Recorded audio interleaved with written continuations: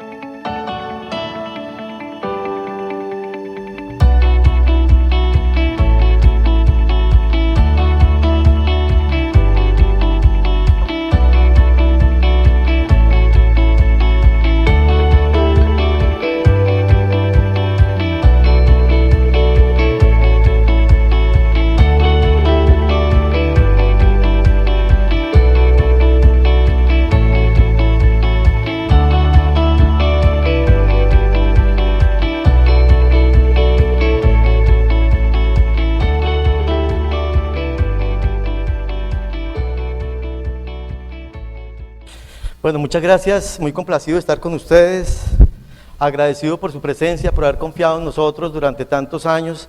Esta es nuestra 16ª versión de Congreso.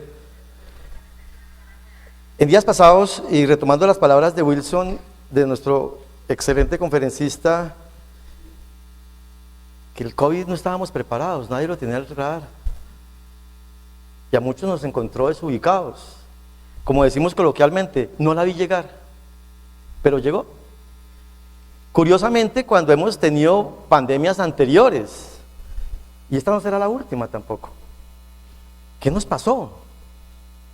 Eso nos invitó a la reflexión. Algo estamos haciendo mal, algo hicimos mal por lo que no estuvimos preparados, y esa reflexión es la que quiero compartir con ustedes en el día de hoy.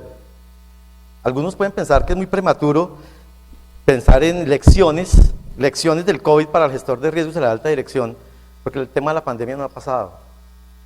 Sin embargo, esta reflexión me parece interesante compartirla. Tengo 5 lecciones que aprender, o que deberíamos aprender nosotros como gestores de riesgo.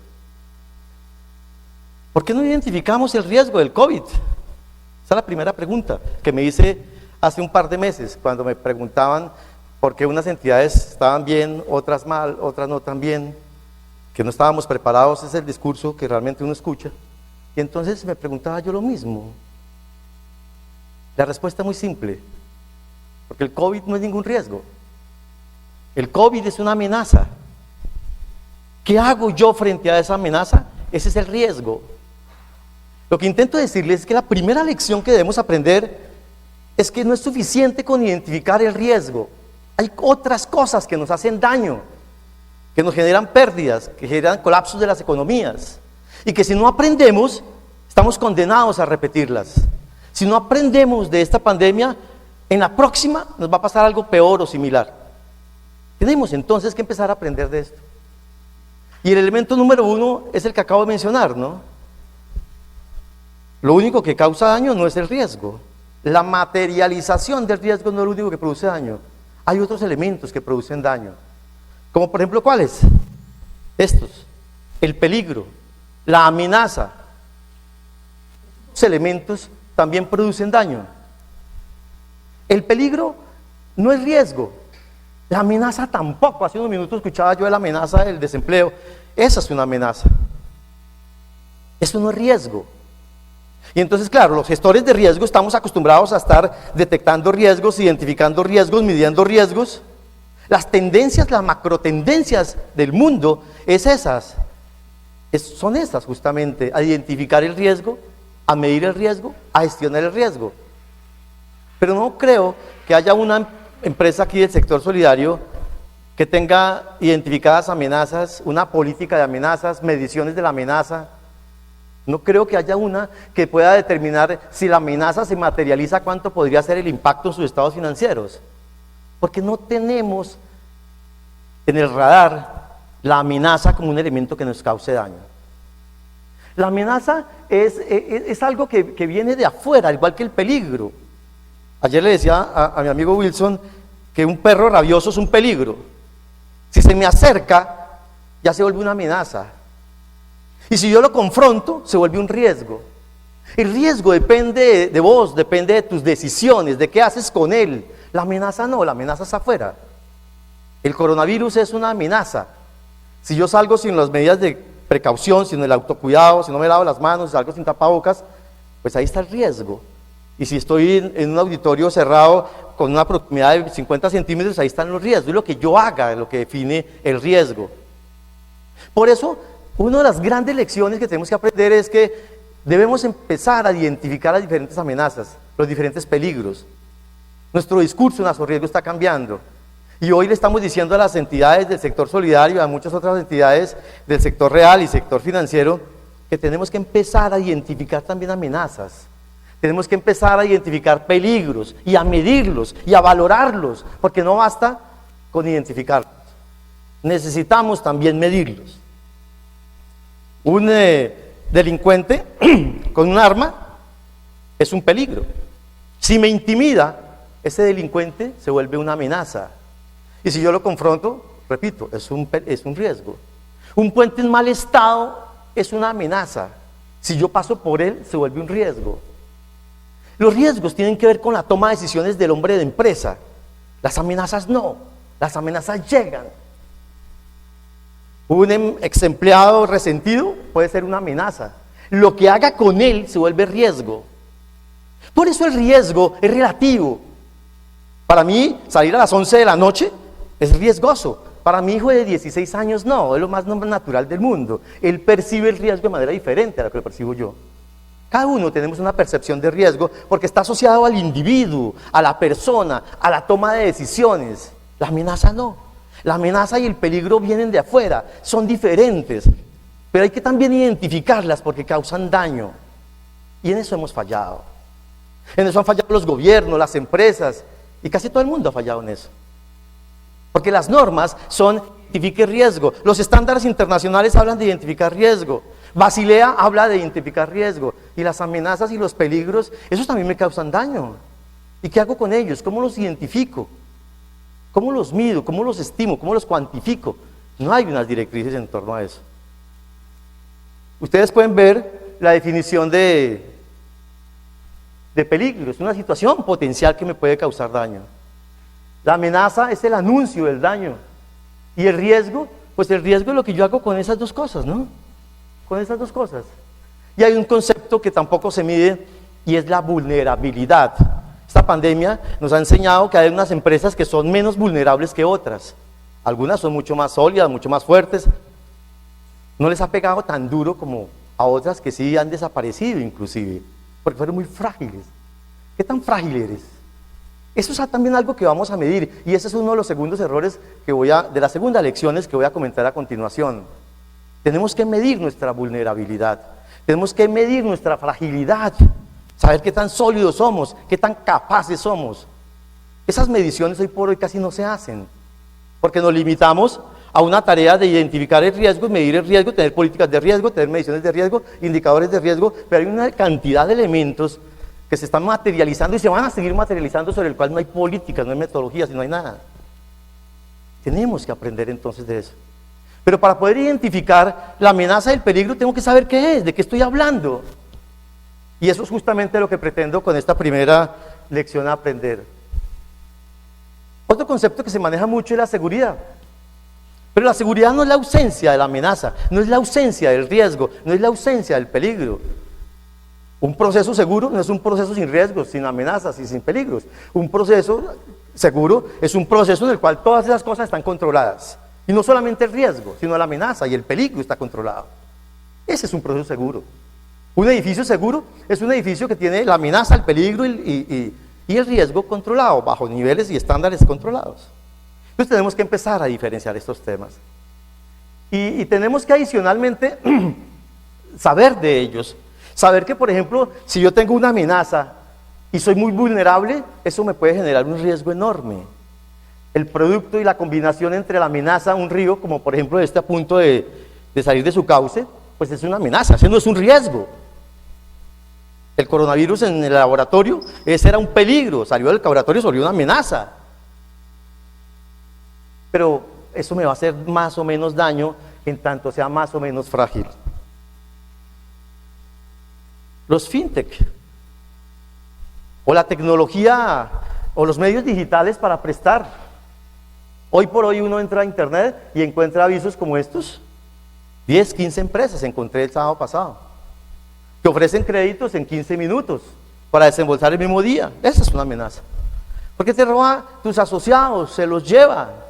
Y tienes que competir con ellos. Y además con la banca. Me decía el gerente de un fondo, de una cooperativa muy grande en Bogotá, me decía: es que mi competencia no son las otras cooperativas. Mi competencia son los bancos. Mi competencia son estos que están en las redes y están en los medios digitales prestando, ¿con qué? Ser mayor de edad, ser ciudadano colombiano, tener un correo y un número de celular. Con estas 4 cositas prestan. No necesita una solicitud de crédito de 2 páginas, no necesita presentar certificados de nada, solamente con un número de celular, con un correo, ser mayor de edad y ya. En 15 minutos te aprueban o te niegan. Y te desembolsan el mismo día. Y no te firman, y no te hacen firmar pagaré, entre otras cosas, porque ¿quién cobra un pagaré de bajo monto hoy en Colombia? Pero no es suficiente identificarlo. También tenemos que estimar esa amenaza. Y tenemos que entonces incorporar en nuestras organizaciones modelos de medición de amenaza, claro. Y políticas respecto a amenaza. Y metodologías para saber el tamaño de la amenaza. Esto no nos tiene que volver a pasar, pero nos va a pasar si no aprendemos de esos elementos que hemos descuidado y hemos dejado de lado. Este es un ejemplo de una entidad de la vida real, en donde ya se está empezando a cuantificar la amenaza. En escalas de 0 a 1, tiene la amenaza y las pérdidas potenciales, y tiene 4 amenazas importantes que ya ha valorado y ha identificado. Tenemos que ir más allá del riesgo. Esa es la primera lección. No nos podemos quedar en el terreno del riesgo. Repito, nosotros en Azorriesgo estamos cambiando el discurso, porque nos hemos dado cuenta que en 16 años hemos venido pregonando el tema de riesgo, pero hay otros elementos que son sustantivos y son claves en el quehacer de una organización. Pero ¿por qué no se han detectado? ¿Qué nos está pasando? Una de las cosas es el proceso cognitivo. Este proceso cognitivo es el que contribuye a que no identifiquemos ni riesgos, ni amenazas, ni peligros. El proceso cognitivo arranca del qué, el qué. Alguien nos impone un qué. La supersolidaria nos dice qué tenemos que hacer. Tienes que medir el riesgo de liquidez, tienes que medir el riesgo de crédito. ¿Qué tienes que hacer? Uno cuando es niño, los padres de familia le enseñan a uno el qué. El qué, el proceso de aprendizaje comienza con el qué. ¿Qué puedes hacer y qué no puedes hacer? Luego sigue el cómo.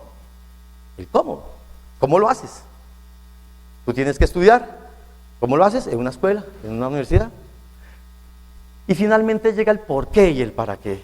Ese es el proceso como aprendemos en las entidades. Pero ahí tenemos también problemas.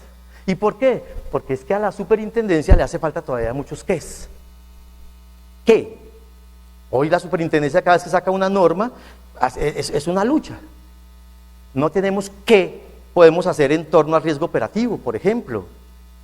Y a muchos otros riesgos. El riesgo de crédito todavía no ha sido normatizado. En días pasados hablábamos con Marta Nuri, que es una de las personas responsables en la Super, de cuándo va a salir el SARC, por ejemplo. Y nos decía que a más tardar diciembre 16 iba a salir esa norma. Pero el primer intento fue del año 2015. Estamos en 2020. Y no ha salido ese qué. ¿Qué debemos hacer? Pues bien, yo les invito a cambiar este proceso y arrancar no del qué, sino del por qué o para qué. Porque si arrancamos del qué, eventualmente no arrancamos bien. Porque hay quienes dicen, mire, yo tengo que tener una segmentación para lavado de activos. Eso es lo que debo tener, el qué. Entonces, como la Super dice qué factores de riesgo y cómo debo calcular esa segmentación, pues entonces trabajo en el qué, sin importarme el por qué o el para qué. Y entonces hay gerentes que me dicen, Hernando, mire, yo necesito un modelo de segmentación. Funcione o no funcione, no me importa. Me interesa es tener un qué mostrarle a la Super. El que funcione o no funcione, eso pues está en un segundo plano. ¿Por qué? Porque él no está pensando en el por qué hacerlo o en el para qué le sirve. ¿Quién no está pensando en el qué? Y eso nos limita el conocimiento, eso nos margina, eso es una posición limitante, el arrancar del qué debo hacer. Debo pensar es el por qué le beneficia eso a mi organización y el para qué debo hacerlo. El hacerlo así, el invertirlo, nos va a permitir tener cosas superiores a las que pide la super. Y no solamente ese qué que me pide la super, sino tener cosas mucho más allá. ¿Qué otra cosa nos limita?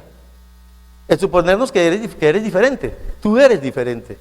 Pues sí, yo sé que el sector solidario es diferente, yo sé que los fondos de empleados son diferentes, pero eso también termina siendo una creencia limitante que nos enceguece y nos impide ver las amenazas que tenemos como entidad, los peligros y muchos riesgos.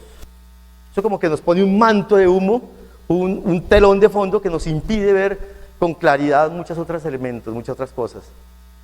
Hace 5 años fui seleccionado como consultor para una cooperativa. Me seleccionó un comité. Al gerente no le gustó.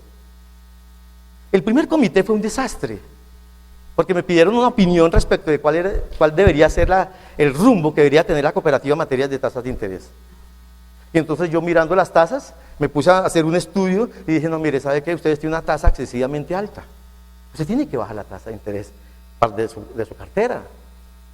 Y el gerente, que estaba en contra, dijo, no, usted no sabe que es que aquí el sector solidario es diferente. Aquí nuestros asociados no están por el crédito solamente, y ellos no se quedan por la tasa de interés. Aquí funcionamos diferente de la industria donde usted viene. Aquí somos una familia.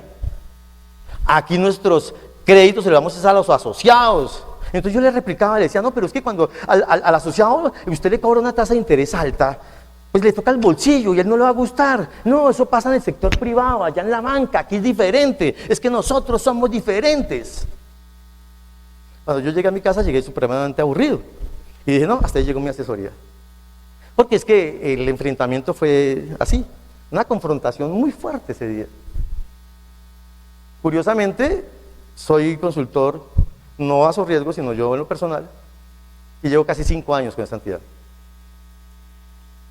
Y él fue el que me dijo la semana pasada, es que nuestra competencia no son las otras cooperativas, la competencia son los bancos, la competencia son las fintech. Entonces yo dentro de mí pensaba, ¿cómo has cambiado? Realmente el pensar y el sentir que eres diferente es el que te limita. En alguna oportunidad estaba yo estudiando, yo hice mi universidad, como muchos de ustedes, de noche. Y entonces un compañero no les llevó la tarea al profesor y el profesor le dijo, ¿qué pasó con la tarea? Dijo, no, profesor, recuerde que es que yo soy estudiante nocturno. Yo trabajo de día, yo soy diferente.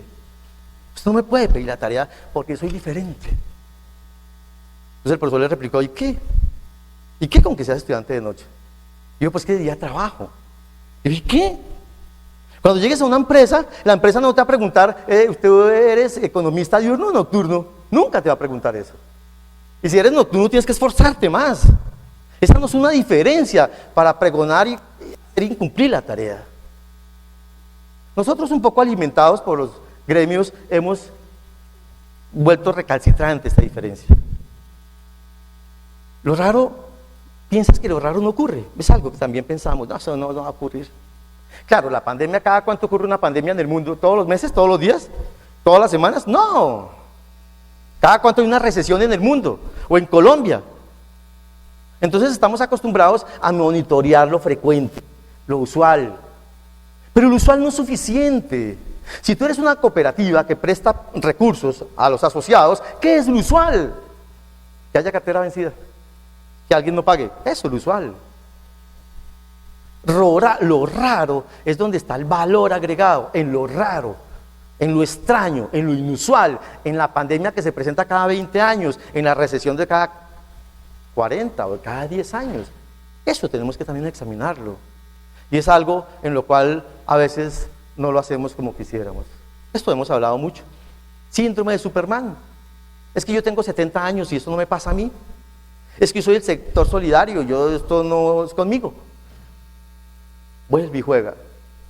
O a veces no se tienen herramientas. ¿No se tienen herramientas para qué? Para identificar la amenaza, para identificar el peligro o para identificar el riesgo. Y entonces se utilizan lo convencional. Lo convencional son entrevistas al dueño del proceso y cuéntame qué riesgos tiene. Tú no le preguntas qué amenazas tiene. Tú no le preguntas qué peligros hay. Porque él mira su procesito y él dice los riesgos como los ve. Y entonces nos queda mal identificado. Primero el riesgo y segundo nos queda sin identificar la amenaza del peligro y su vulnerabilidad. Y ahí entonces seguimos fallando. Muchos intentan identificar amenazas, peligros y también vulnerabilidad. Si nos enfrentan a estos problemas con los datos, eso lo hemos visto muchísimo. Entidades que dicen, yo quiero, pero no tienen datos. Otros dicen, yo tengo datos, pero resulta que están mal capturados, están mal digitados, es como si no tuvieran. Pues no tenemos la materia prima. Problemas en el conocimiento.